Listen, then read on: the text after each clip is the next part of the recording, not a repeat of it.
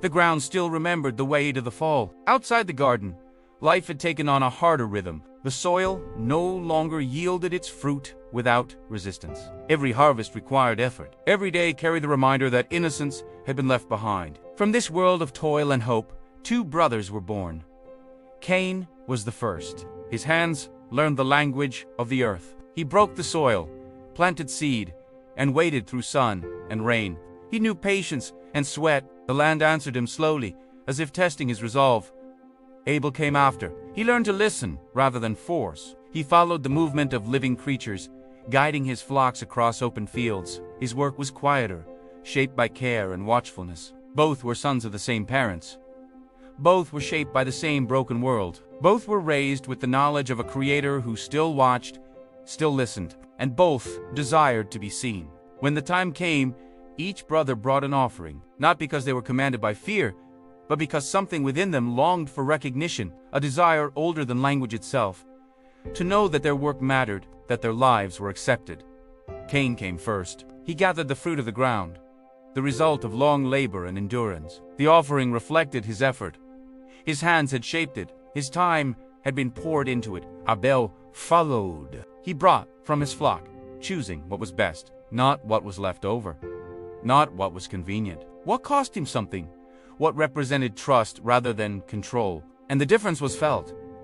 One offering was received with favor, the other was not. No voice thundered judgment. No explanation was shouted from the sky.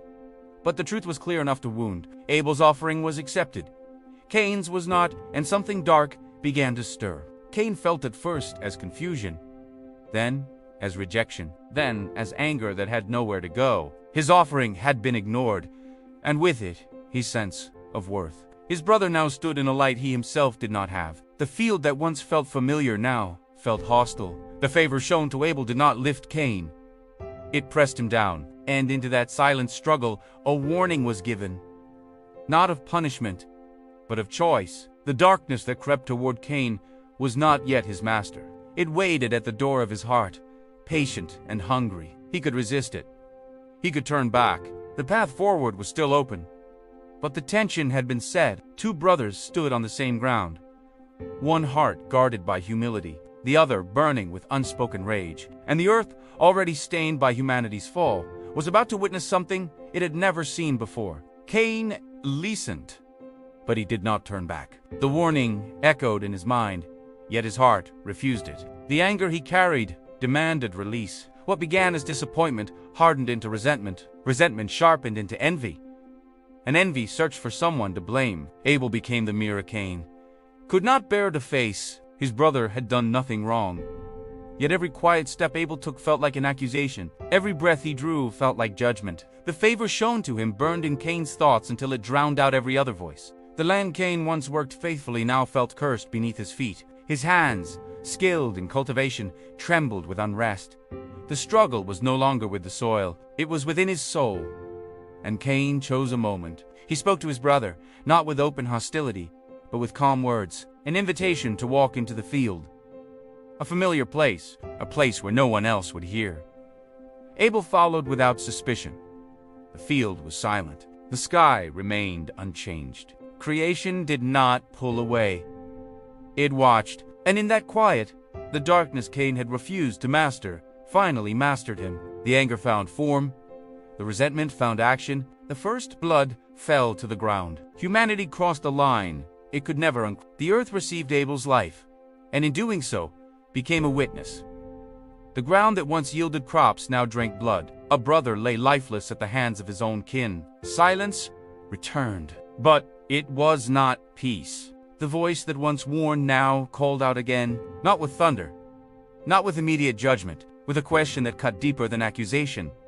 "Where is your brother?" Cain answered with defiance, thinly veiled as ignorance.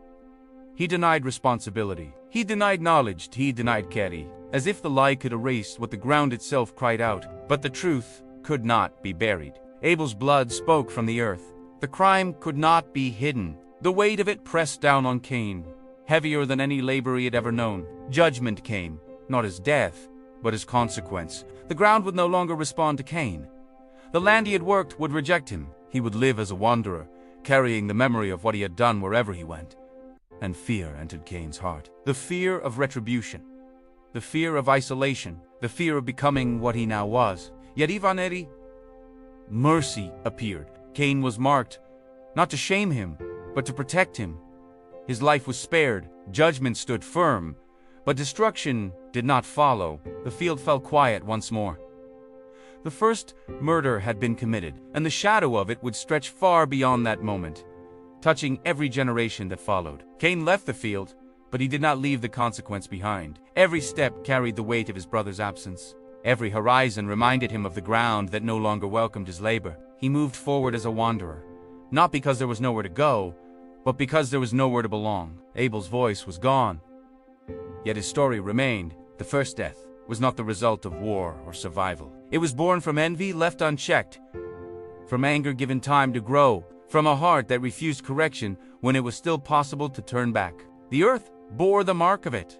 Humanity carried the lesson. Cain lived, but his life became a warning written in flesh and memory. He learned that strength without humility leads to ruin, that offering without reverence becomes empty, that ignoring truth allows darkness to claim ground. And still, mercy had spoken. Cain was not struck down. His life was preserved even after his crime. The mark upon him declared a truth humanity would struggle to understand. Judgment does not erase compassion. Consequence does not cancel grace.